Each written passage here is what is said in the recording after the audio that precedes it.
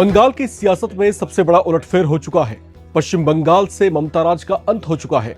Mission Bengal फतह पर Bharatiya Janata party को सबसे बड़ी सफलता मिल चुकी है। बीजेपी ने बंगाल में पहली ऐतिहासिक जीत दर्ज की है। अमित शाह ने नतीजों से पहले ममता बनर्जी को चुनौती दी थी, जिसमें भारतीय जनता पार्टी ने खरा उतरकर दिखा दिया है।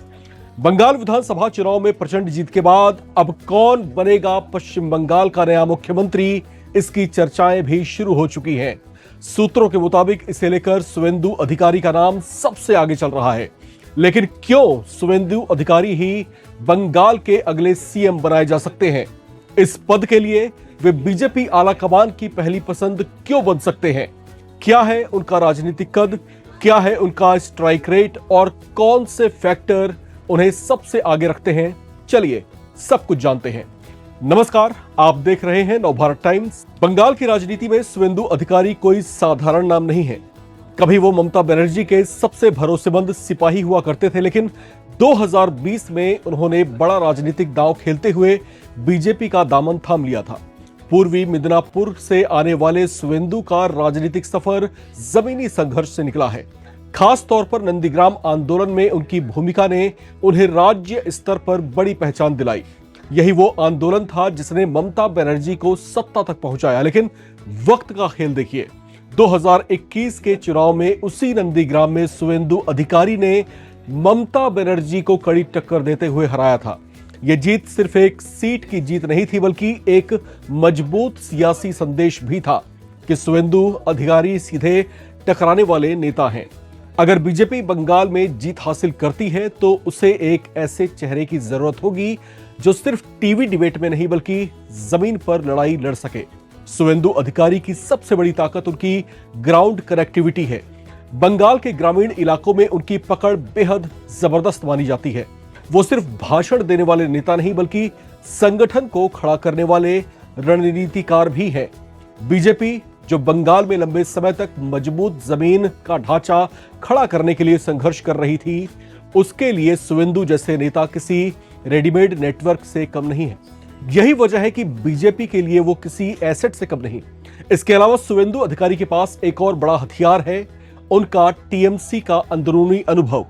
तृणमूल कांग्रेस में लंबे समय तक रहने की वजह से उन्हें पार्टी की रणनीति, वोट बैंक और कमजोरियों की गहरी समझ है। यानी अगर मुकाबला सीधा टीएमसी से था तो शुवेंदु के पास पहले से ही इंटेलिजेंस मौजूद थे। राजनीति में ये फैक्टर कई बार गेम को चेंज कर देते हैं, जो कि इस बार हुआ भी है। केंद्रीय नेतृत्व का भरोसा भी इस पूरे समीकरण में एक अहम भूमिका निभाता है।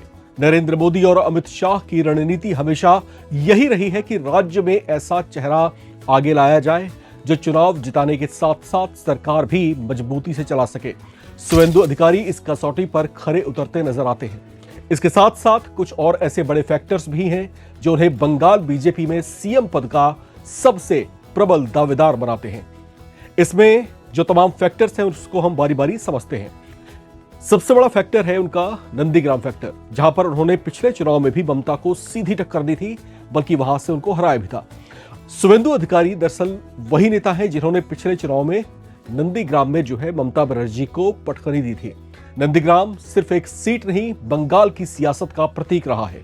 अगर कोई ऐसा नेता ममता के गढ़ में खड़ा होता है जो उनको चुनौती दे सकता है, तो वो बीजेपी के लिए बड़ा चेहरा भी बन सकता है। वो शुवेंदु अधिकारी ही हैं।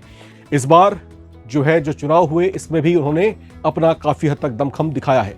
बीजेपी हाईकमान ने शुवेंदु अधिकारी में भरोसा जताया और इस बार के चुनाव में भी उन्हें ममता के खिलाफ लॉन्च कर दिया। लेकिन इस बार भवानीपुर सीट से, जो बीजेपी के लिए चुनौतीपूर्ण तो है ही, लेकिन शुवेंदु को खुद को इसमें अपने आप को साबित भी कर दिखाना था। हालांकि ये चुनौती काफी टफ उनके लिए साबित हुई, लेकिन नंदीग्राम में जिस तरह से उन्होंने कमाल किया वो भी काबिले तारीफ है। अगला फैक्टर है टीएमसी से बीजेपी में आने का प्रसाद। पश्चिम बंगाल में बीजेपी की जीत के बाद शुवेंदु अधिकारी को मुख्यमंत्री बनाकर पार्टी हाईकमान कहीं ना कहीं ये संदेश देना चाहेंगे कि बीजेपी के दरवाजे न केवल विरोधी दल के नेताओं के लिए खुले हैं, बल्कि पार्टी के साथ जुड़कर उनका पद और प्रतिष्ठा भी बढ़ सकता है। यह फॉर्मूला बीजेपी का बिहार में नजर आया था, जहां बीजेपी ने थोड़ा देर से ही सही लेकिन सम्राट चौधरी को मुख्यमंत्री बनाया। वो पहले आरजेडी में रहे हैं और बाद में बीजेपी में शामिल हुए थे। लिहाजा बंगाल में बीजेपी अपनी जड़ें जमाने के लिए और संभावित और जो है टीएमसी को तोड़ने के लिए कुछ इसी तरह का पैंतरा यहां पर भी आजमा सकती है। अगला फैक्टर इसमें क्या है? सुवेंदु का ग्राउंड करेक्शन और कैडर में जबरदस्त पकड़। सुवेंदु अधिकारी सिर्फ नेता नहीं बल्कि ग्रास रूट प्लेयर भी है। पूर्वी मिदनापुर और आसपास के इलाकों में उनकी मजबूत पकड़ रही है। बीजेपी को बंगाल में एक ऐसे चेहरे की जरूरत है जो जमीन पर काम कर सके और सुवेंदु जो है इस रोल में बिल्कुल फिट बैठते हैं। अगला बड़ा फैक्टर, सुवेंदु की हिंदुत्ववादी छवि और क्षेत्रीय बैलेंस।